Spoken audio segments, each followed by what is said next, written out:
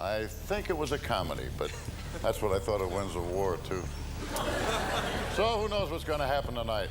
All I know for sure is in 90 minutes I go to A chill hangs over every Hollywood legend, but Robert Mitchum's feels colder because the facts never quite line up.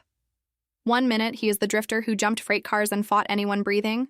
The next, he is the ice-cool star who made critics whisper that danger had finally found its perfect face. Family letters, just unsealed paint, and even stranger portrait, one packed with runaway nights, a secret jailbreak, and a phantom charity that slipped millions to burn children, without ever printing his name. Stick around and you'll see why the man who seemed carved from granite kept erupting like a live volcano, even in the quiet of his own living room. The story opens in Bridgeport, Connecticut, 1917. Steel mills rattle the riverbanks, soot clouds block out the sun, and a toddler named Robert Charles Derman Mitchum watches his father hammer rail ties for 12 hours straight. 2 years later, the hammer misses its mark. A freak rail yard accident ends the elder Mitchum's life and pitches the family into survival mode. His mother, Anne, heads south to Delaware, remarries a stern naval officer, and prays the countryside will sand the rough edges off her 6-year-old. It doesn't. Mitchum fights classmates, teachers, anyone who looks twice. Expelled again and again, he bolts for New York at 13, parking himself in Hell's Kitchen long enough to spark another brawl, another boot out the door.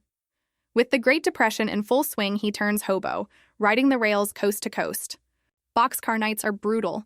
Frozen boots, ripped knuckles, half-healed knife scrapes. In Savannah, he gets nabbed for vagrancy. At least, that's the version Mitchum tells for the next 60 years. He swears the judge shunted him onto a Georgia chain gang, where guards whipped inmates who slowed their shovels. He also swears he slipped the shackles and vanished into the swamps. Court ledgers from 1933 are missing. Some biographers call it bunk, others say it explains the hard glaze in his eyes. Either way, the myth locks into place.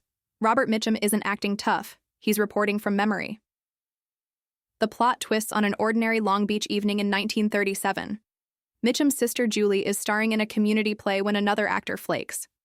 She drags her hulking brother out of the audience, pins a fake mustache on him, and pushes him under the lights. The audience laughs, producers notice, and within months he's punching cowboys off horses in a blizzard of B-westerns, 19 pictures in 1943 alone. Every low-budget set teaches him a secret.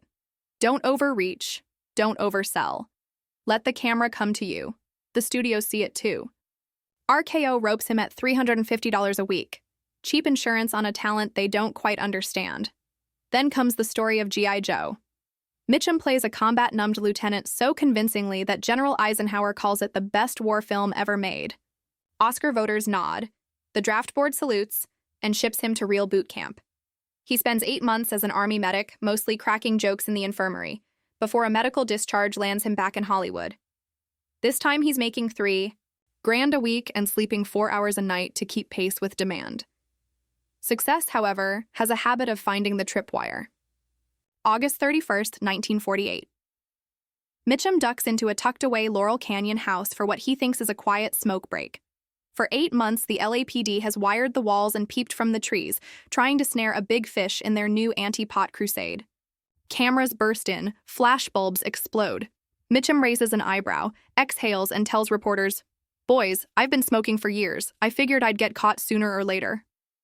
He pleads no contest, blinks twice at the 50-day sentence, and reassures the judge he'll treat jail like Palm Springs without the riffraff.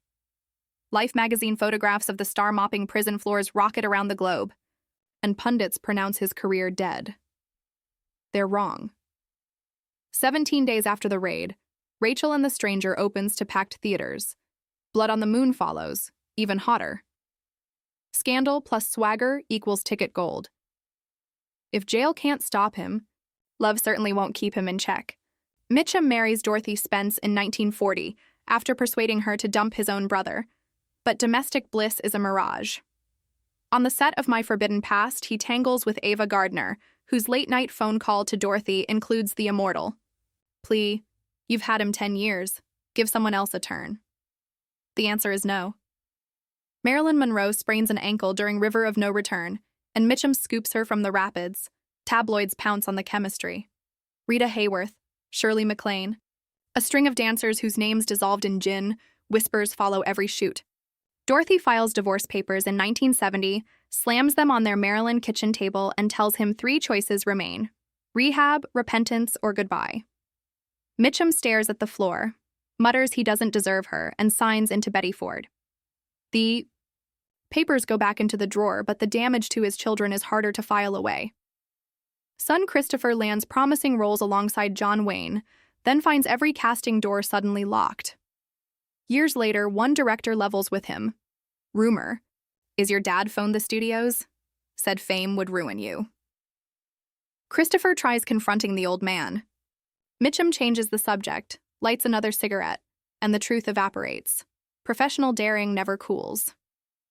For Night of the Hunter, he researches real murderer Harry Powers, humming hymns in a syrupy baritone until crew members avoid the catering truck. For Cape Fear, he rips out 1,000 push-ups daily, sheds 30 pounds, and swaggers around set half-naked so everyone can smell the menace. Gregory Peck later admits that every flinch on camera was genuine, because Mitchum just kept coming. A few years later, David Lean hires him for Ryan's Daughter, demands 83 takes of a silent pub scene, and nearly drives Mitchum to quit.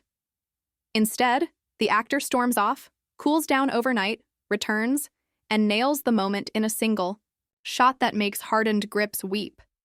He ages up for the friends of Eddie Coyle by chugging beer, sleeping in a beater car, and pocketing his dentures so his jawline can sag like a worn tire.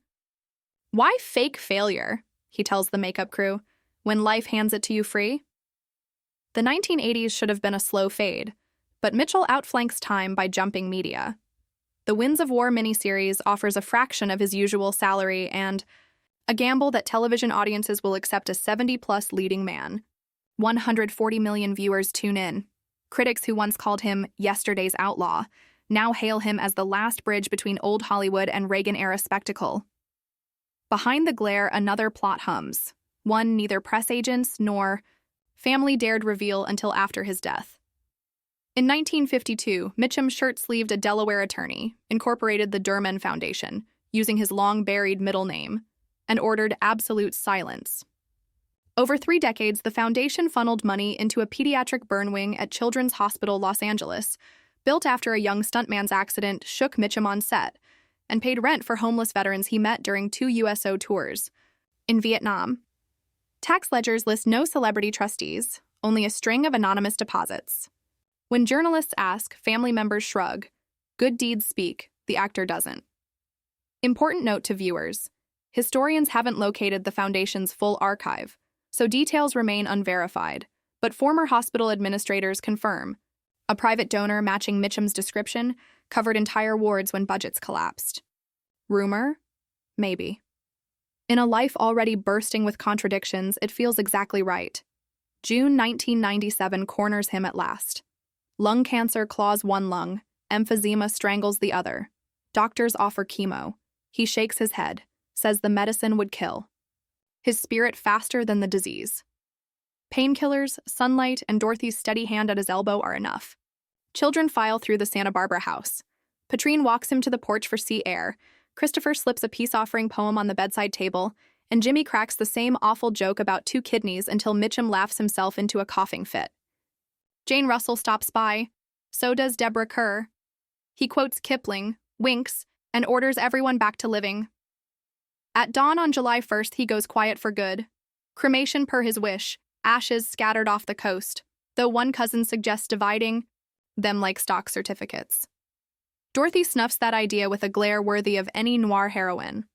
A month later, her own ashes join his in the Pacific kelp beds they used to sail. So what do we do with a man built on paradox? He tore down his children's dreams, yet paid strangers' hospital bills. He could sit silent for an entire dinner, then stay up till dawn untangling his daughter's toy plane with tweezers and glue. He told a judge jail felt like vacation, but held a lifelong terror of dentists. He kept Hollywood at arm's length, yet reinvented himself every time the town counted him out. Maybe the enigma is the point. Mitchum never bothered polishing his halo or sharpening his horns. He simply lived every contradiction at full volume and let the audience decide which song they liked best. Pause here, viewer, and ask yourself, When myths tangle with evidence, which Robert Mitchum do you choose to remember? The outlaw, the craftsman, or the ghost who left thank you notes in hospital ledgers no one ever saw? Drop your verdict in the comments, and if you want more untold backstories from Hollywood's Shadow Files, smash that subscribe button before the credits roll. Because next week we crack open another legend whose smile hit a storm you won't believe.